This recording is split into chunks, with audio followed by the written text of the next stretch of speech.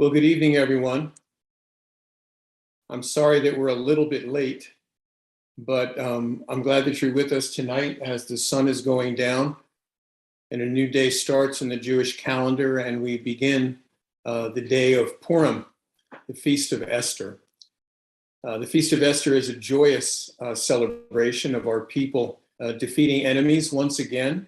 And just as a reminder, this coming Saturday night at our congregation, Son of David congregation at 19100 Muncaster Road in Durwood, Maryland, we'll be having our annual Purim spiel, which will begin at 7 o'clock in the evening on Saturday night. That's this coming Saturday night. So for those of you who have never seen a Purim spiel before, we invite you to come. There's no admission. There'll be a love offering at the door to cover expenses. But tonight, the main understanding and the main occupation of the evening is simply the reading of Megillat Esther, or the story of Esther. And this evening, I'll be reading it from the Complete Jewish Bible as translated by David Stern. So sit back, get comfortable. Maybe you've got a glass of water, a cup of coffee, or whatever, as we do this tradition of Purim, reading through the book of Esther. These events took place in the time of Ahasuerus, the Ahasuerus who ruled over 127 provinces from India to Ethiopia. It was in those days when King Ahasuerus sat on his royal throne in Shushan, the capital, in the third year of his reign, that he gave a banquet for all his officials and courtiers. The army of Persia and Media, the nobles and provincial officials were in attendance. He displayed the dazzling wealth of his kingdom and his great splendor for a long time, 180 days. At the end of that time, the king gave a 7-day banquet in the courtyard of the royal palace garden for all the people, both great and small, there in Shushan, the capital. There were white cotton curtains and blue hangings fastened to silver rods, with cords of fine linen and purple. The columns were marble. The couches for reclining at the table were of gold and silver on a mosaic flooring of malachite, marble, mother of pearl, and onyx. Drinks were served in gold goblets, with each goblet different from the others. There was royal wine in abundance, as befits royal bounty. The drinking was not according to any fixed rule, for the king had ordered the stewards to serve each man what he wanted. Also, Vashti, the queen, gave a banquet for the women in the royal house belonging to King Ahasuerus. On the 7th day, when the king was in high spirits from the wine, he ordered Mehuman, Bizta, Harvona, Bigta, Avagta, Zetar, and Karkas, the 7 officers who attended him, to bring Queen Vashti before the king with the royal crown, in order to show the people and the officials her beauty, for she was indeed a good-looking woman. But Queen Vashti refused to come at the order of the king, which he had sent through his officers. This enraged the king. His anger blazed inside him. As was the king's custom, he consulted sages well-versed in matters of law and justice.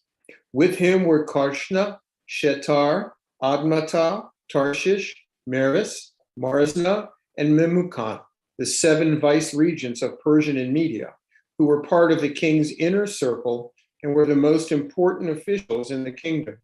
The king asked the sages, according to the law, what should we do to Queen Vashti, since she didn't obey the order of King Ahasuerus conveyed by the officers? Memucan presented the king and vice-regents this answer. Vashti, the queen, has wronged not only the king, but also all the officials and all the peoples in all the provinces of King Ahasuerus, because this act of the queen's will become known to all the women, who will then start showing disrespect toward their own husbands. They will say, King Ahasuerus ordered Vashti, the queen, to be brought before him, but she wouldn't come. Moreover, the noble ladies of Persia and Media, who hear of the queen's conduct, will mention it to all the king's officials, which will bring about no end of disrespect and discord. If it pleases his majesty, let him issue a royal decree. Let it be written as one of the laws of the Persians and the Medes, which are irrevocable, that Vashti is never again to be admitted into the presence of King Ahasuerus, and that the king give her royal position to someone better than she. When the edict made by the king is proclaimed throughout the length and breadth of the kingdom, then all wives will honor their husbands, whether great or small. This advice pleased the king and the officials. So the king did what Memucan had suggested. He sent letters to all the royal provinces, to each province in its own script, and to each people in their own language, that every man should be master in his own house and speak the language of his own people. A while later, when King Ahasuerus' anger had subsided, he remembered Vashti, what she had done, and what had been decreed against her. The king's servants attending him said, "A search should be made for young, good-looking virgins. The king should appoint officials in all the provinces of the kingdom to gather all the young, good-looking virgins to the house for the harem in Shushan, the capital. They should be put under the care of Hegai, the king's officer in charge of the women, and he should give them the cosmetics they require. Then the girl who seems best to the king should become queen instead of Vashti." This proposal pleased the king, so he acted accordingly. There was in Shushan, the capital, a man who was a Jew, whose name was Mordecai, the son of Yair, the son of Shimei, the son of Kish, a Binyamini. He had been exiled from Jerusalem with the captives exiled with Yachanah, king of Judah, and Nebuchadnezzar, king of Babel, had carried off. He had raised Hadassah, that is, Esther, his uncle's daughter, because she had neither father nor mother. The girl was shapely and good-looking. After her father's and mother's death, Mordecai had adopted her as his own daughter. When the king's order and decree were proclaimed, and many girls assembled in Shushan, the capital, under the care of Hegai, Esther too was taken into the king's house and put under the care of Hegai, who was in charge of the women. The girl pleased him and won his favor, so that he lost no time in giving her cosmetics, her portions of special food, and 7 girls from the king's palace to attend her. He also promoted her and the girls attending her to the best place in the harem's quarters. Esther did not disclose her people or family ties because Mordecai had instructed her not to tell anyone. Every day, Mordecai would walk around in front of the courtyard of the harem's house in order to know how Esther was doing and what was happening to her. Each girl had her turn to appear before King Ahasuerus after she had undergone the full 12-month preparation period prescribed for the women, consisting of a 6-month treatment with oil of myrrh and 6 months with perfumes and other cosmetics for women. Then, when the girl went to see the king, whatever she wanted would be given to her as she went from the harem's house to the king's palace. She would go in the evening, and on the following day she would return to another part of the harem's house and be under the care of Shashgaz, the king's officer in charge of the concubines. She would not go to the king again unless he was especially pleased with her and had her summoned by name. When the term came for Esther, the daughter of Abihail, whom Mordecai had adopted as his own daughter, to appear before the king, she didn't ask for anything other than what Hegai, the king's officer in charge of the harem, advised. Yet Esther was admired by all who saw her. She was brought to King Ahasuerus in his royal palace in the 10th month, Tevet, during the 7th year of his reign. The king liked Esther more than any of his wives. None of the other virgins obtained such favor and approval from him. So he put the royal crown on her head and made her queen in place of Vashti. The king then gave a great banquet in Esther's honor for all his officers and servants, decreed a holiday for the provinces, and distributed gifts worthy of a royal bounty. When the girls would gather on other occasions, Mordecai would sit at the king's gate. Esther had not yet revealed her family ties or her people, as Mordecai had ordered her, for Esther continued obeying what Mordecai told her to do, as she had when he was raising her. On one of those occasions, when Mordecai was sitting at the king's gate, two of the king's officers, Bigthan and Teresh, from the group in charge of the private entryways, became angry and conspired to assassinate King Ahasuerus. But Mordecai learned about it and told Esther the queen. Esther reported it to the king, crediting Mordecai. The matter was investigated, found to be true, and both were hanged on a stake. All this was recorded in the daily journal that was kept with the king. Sometime later, King Ahasuerus began to single out Haman, boo, son of Hadassah, the Agagite, for advancement. Eventually, he gave him precedence over all his fellow officers. All the king's servants at the king's gate would kneel and bow down before Haman, because the king had so ordered. But Mordecai would neither kneel nor bow down to him. The king's servants at the king's gate asked Mordecai, "Why don't you obey the king's order?" But after they had confronted him a number of times, without his paying attention to them, they told Haman, in order to find out whether Mordecai's explanation that he was a Jew would suffice to justify his behavior. Haman was furious when he saw that Mordecai was not kneeling and bowing down to him. However, on learning what people Mordecai belonged to, it seemed to him a waste to lay hands on Mordecai alone. Rather, he decided to destroy all of Mordecai's people, the Jews, throughout the whole of Ahasuerus' kingdom. In the first month, the month of Nisan, in the 12th year of Ahasuerus, they began throwing pur, that is, they cast lots, before Haman every day and every month until the 12th month, which is the month of Adar. Then Haman said to Ahasuerus, "There is a particular people scattered and dispersed among the peoples in all the provinces of your kingdom. Their laws are different from those of every other people. Moreover, they don't observe the king's laws. It doesn't befit the king to tolerate them. If it please the king, have a decree written for their destruction, and I will hand over 330 tons of silver to the officials in charge of the king's affairs to deposit in the royal treasury." The king took his signet ring from his hand and gave it to Haman, the son of Hammedatha the Agagite, the enemy of the Jews. The king said to Haman, "The money is given to you and the people too, to do with as seems good to you." The king's secretaries were summoned on the 13th day of the first month. They wrote down all Haman's orders to the king's army commanders and governors in all the provinces and to all the officials of every people, to each province in its own script and to each people in their own language. Everything was written in the name of King Ahasuerus and sealed with the king's signet ring. Letters were sent by courier to all the provinces to destroy, kill, and exterminate all Jews, from young to old, including small children and women, on a specific day, the 13th day of the 12th month, the month of Adar, and to seize their goods as plunder.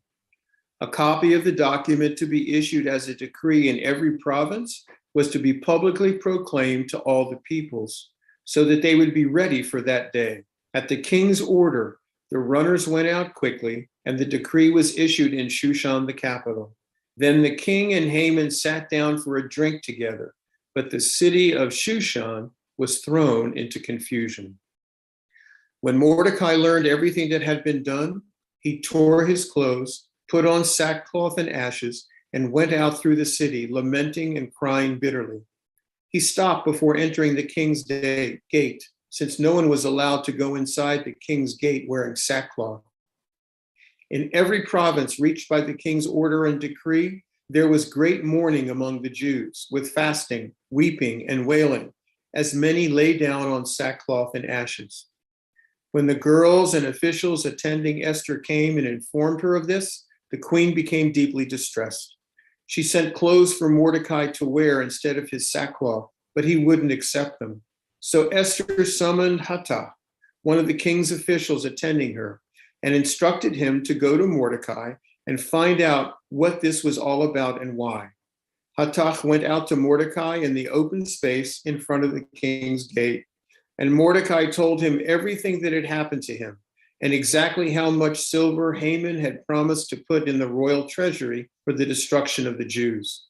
He also gave him a copy of a decree for their destruction issued in Shushan, so that he could show it to Esther, explain it to her, and then instruct her to approach the king, intercede with him, and implore his favor on behalf of her people. Hathach returned and told Esther what Mordecai had said. Then Esther spoke to Hathach and gave him this message for Mordecai. All the king's officials, as well as the people in the royal provinces, know that if anyone, man or woman, approaches the king in the inner courtyard without being summoned, there is just one law. He must be put to death unless the king holds out the golden scepter for him to remain alive. And I haven't been summoned to the king for the past 30 days. Upon being told what Esther had said, Mordecai asked them to give Esther this answer. Don't suppose that merely because you happen to be in the royal palace, you will escape any more than the other Jews. For if you fail to speak up now, relief and deliverance will come to the Jews from a different direction, but you and your family, father's family, will perish. Who knows whether you didn't come into your royal position precisely for such a time as this? Esther had them return this answer to Mordecai.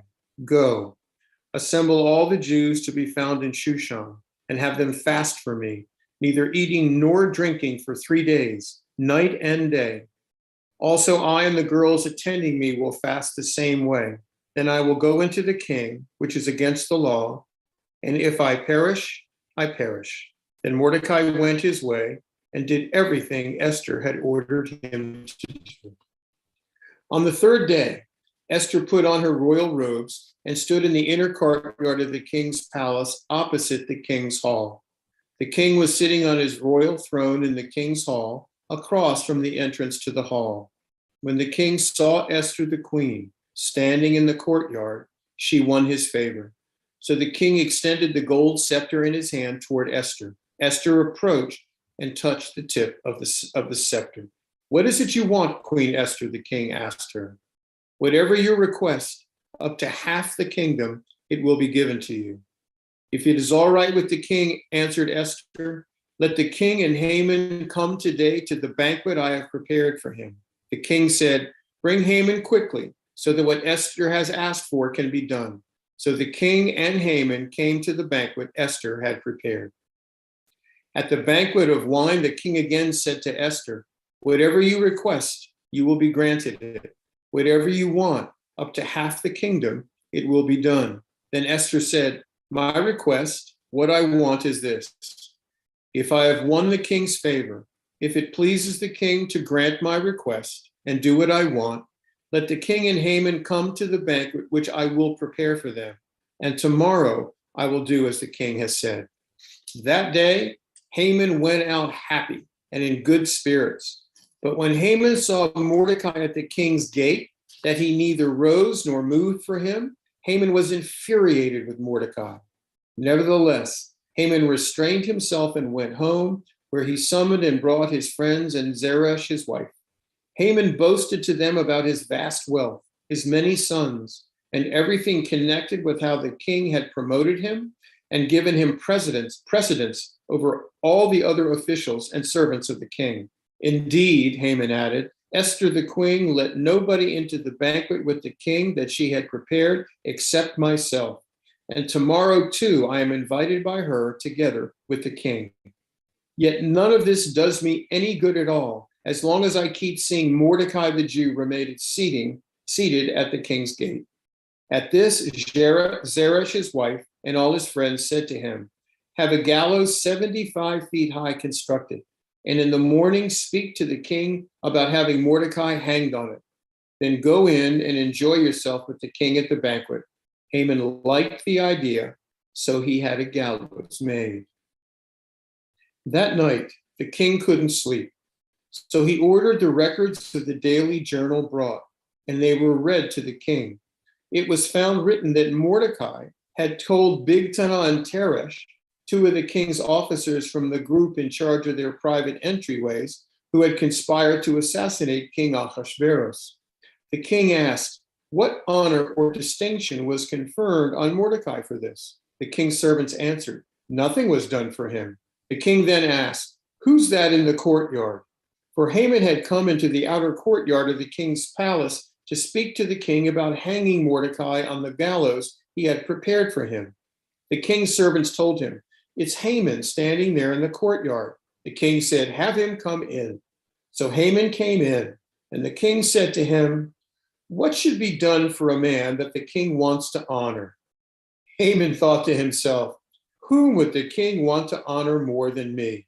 So Haman answered the king, "For a man the king wants to honor, have royal robes brought, which the king himself wears, and the horse the king himself rides, with a royal crown on its head. The robes and the horse should be handed over to one of the king's most respected officials, and they shall put the robes on the man the king wants to honor and lead him on horseback through the streets of the city, proclaiming ahead of him, 'This is what is done for a man whom the king wants to honor.'" The king said to Haman, "Hurry and take the robes and the horse, as you said, and do this for Mordecai the Jew, who sits at the king's gate. Don't leave out anything you mentioned." So Haman took the robes and the horse, dressed Mordecai, and led him riding through the streets of the city, as he proclaimed ahead of him, "This is what is done for a man whom the king wants to honor." Then Mordecai returned to the king's gate, but Haman rushed home with his head covered in mourning. After Haman had told Zeresh, his wife, and all his friends everything that had happened to him, his advisors and his wife Zeresh said to him, "If Mordecai, before whom you have begun to fall, is a Jew, you will not get the better of him. On the contrary, your downfall before him is certain." While they were still talking with him, the king's officials came, hurrying to bring Haman to the banquet Esther had prepared. So the king and Haman went to Queen Esther's banquet, and the king again said to Esther at the wine banquet, "Whatever you request, Queen Esther, you will be granted it. Whatever you want, up to half the kingdom, it will be done." Esther the queen answered, "If I have won your favor, king, and if it pleases the king, that what I ask be given me is my own life and the lives of my people. For we have been sold, I and my people, to be destroyed, killed, and exterminated. If we had only been sold as men and women slaves, I would have remained quiet, since then our trouble would not have been worth the damage it would have caused the king to alter the situation." King Ahasuerus asked Esther the queen, "Who is he? Where is the man who dared to do such a thing?" Esther said, "A ruthless enemy. It's this wicked Haman." Haman stood aghast, terrified before the king and queen. In a rage, the king got up from the wine banquet and went out to the palace garden. But Haman remained, pleading with Esther the queen to spare his life, for he could see that the king had decided to do him in. Haman had just fallen on the couch where Esther was when the king returned from the palace garden to the wine banquet, and he shouted, "Is he even going to rape the queen here in the palace before my very eyes?" The moment these words left the king's mouth, they covered Haman's face. Harvonah, one of the king's attendants, said, "Look, the gallows 75 feet high that Haman made for Mordecai, who spoke only good for the king, is standing at Haman's house." And the king said, "Hang him on it." So they hanged Haman on the gallows he had prepared for Mordecai. Then the king's anger subsided. The same day, King Ahasuerus gave the house of Haman, the enemy of the Jews, to Esther the queen. Also Mordecai appeared before the king, for Esther had revealed his relationship to her. The king removed his signet ring, which he had taken back from Haman, and gave it to Mordecai. Then Esther put Mordecai in charge of Haman's house. Again, Esther spoke to the king. She fell at his feet and begged him with tears to put an end to the mischief Haman the Agagite had caused by the scheme he had worked out against the Jews. The king extended the gold scepter toward Esther, So Esther got up and stood in front of the king. She said, "If it pleases the king, if I have won his favor, if the matter seem right to the king, and if I have his approval, then let an order be written rescinding the letters devised by Haman, the son of Hammedatha the Agagite, which he wrote to destroy the Jews in all the royal provinces. For how can I bear the seed of the disaster that will overcome my people? How can I endure seeing the extermination of my kinsmen?" King Ahasuerus said to Esther the queen and Mordecai the Jew, "Listen, I gave Esther the house of Haman. They hanged him on the gallows because he threatened the lives of the Jews. You should issue a decree in the king's name for whatever you want concerning the Jews and seal it with the king's signet ring, because a decree written in the king's name and sealed with the king's ring can't be rescinded by anyone." The king's secretaries were summoned at that time, and on the 23rd day of the third month, the month of Sivan, and a decree was written according to everything Mordecai ordered concerning the Jews, to the army commanders, governors, and officials of the provinces from India to Ethiopia, 127 provinces, to each province in its script, and to each people in their language, also to the Jews in their script and language. They wrote in the name of King Ahasuerus and sealed it with the king's signet ring. They sent letters by couriers on horseback, riding fast horses, used in the king's service and bred from the royal stock. The letters said that the king had granted the Jews in every city the right to assemble and defend their lives by destroying, killing, and exterminating any forces of any people or province that would attack them, their little ones or their women, or would try to seize their goods as plunder on the designated day in any of the provinces of King Ahasuerus, namely the 13th day of the 12th month, the month of Adar. A copy of the edict was to be issued as a decree in every province and proclaimed to all the peoples, and the Jews were to be ready on that day to take vengeance against their enemies. Couriers riding fast horses, used in the king's service, left quickly, pressed by the king's order, and the decree was issued in Shushan, the capital. Meanwhile, Mordecai left the king's presence arrayed in royal blue and white, wearing a large gold crown and a robe of fine linen and purple, and the city of Shushan shouted for joy. For the Jews all was light, gladness, joy, and honor. In every province and city where the king's order and decree arrived, the Jews had gladness and joy, a feast and a holiday. Many from the peoples of the land became Jews because fear of the Jews had overcome them. The time approached for the king's order and decree to be carried out, the day when the enemies of the Jews hoped to overpower them. But as it turned out, the opposite took place. The Jews overpowered those who hated them. And thus, on the 13th day of the 12th month, the month of Adar, the Jews assembled in their cities throughout all the provinces of King Ahasuerus to attack anyone who tried to do them harm. And no one was able to withstand them because all the peoples were afraid of them. All the officials of the provinces, the army commanders, the governors, and those occupied with the king's affairs helped the Jews because they were afraid of Mordecai. For Mordecai had become a powerful person in the king's palace, and his fame had spread through all the provinces. Mordecai continued to grow increasingly powerful. The Jews put all their enemies to the sword. There was a great slaughter and destruction, as they did whatever they wanted to those who hated them. In Shushan, the capital, the Jews slaughtered 500 men. They put to death the 10 sons of Haman, the son of Hammedatha, the enemy of the Jews: Parshandata, Dalphon, Aspata, Porata, Adalia, Aridata, Parmashta, Arisai, Aridai, and Vaizata. But they did not touch the spoil. The same day, after the king had been told the number of those killed in Shushan the capital, he said to Esther the queen, "If the Jews have slaughtered 500 men in Shushan the capital and the 10 sons of Haman, what have they done in the rest of the royal provinces? Now, whatever you request, you will be granted it. Whatever more you want, it will be done." Esther replied, "If it pleases the king, Let the Jews in Shushan act again tomorrow in accordance with today's decree. Also have Haman's 10 sons hanged on the gallows. The king ordered these things done. A decree was issued in Shushan, and they hanged Haman's 10 sons. So the Jews in Shushan assembled also on the 14th day of the month of Adar and killed 300 men in Shushan, but they did not touch the spoil.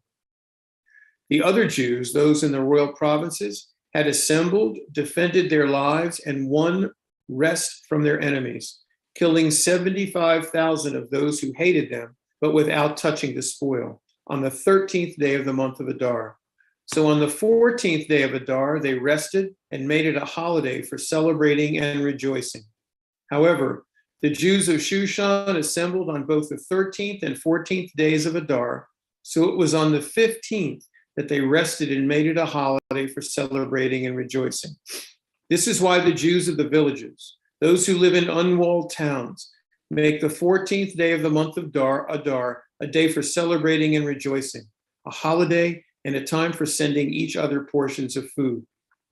Mordecai recorded these events and sent letters to all the Jews in all the provinces of King Ahasuerus, both near and far, instructing them to observe the 14th day of the month of Adar and the 15th day every year to commemorate the days on which the Jews obtained rest from their enemies and the month which for them was turned from sorrow into gladness and from mourning into a holiday. They were to make them days of celebrating and rejoicing, sending portions of food to each other and giving gifts to the poor. So the Jews took it upon themselves to continue what they had already begun to do, and as Mordecai had written to them, because Haman, the son of Hammedatha the Agagite, the enemy of the Jews, had plotted against the Jews to destroy them and had thrown poor, that is, cast lots, to crush and destroy them. But when Esther came before the king, he ordered by letters that Haman's wicked scheme, which he had plotted against the Jews, should recoil on his own head, and that he and his son should be hanged on the gallows. This is why these days have been called Purim, after the word poor.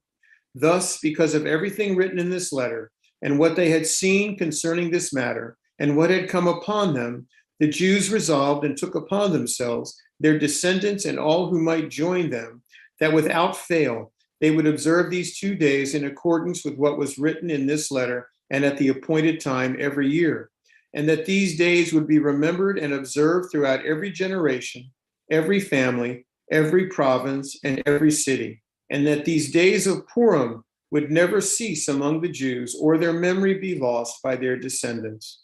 Then Esther the queen, the daughter of Abihail, Mordecai the Jew, gave full written authority to confirm a second letter about Purim.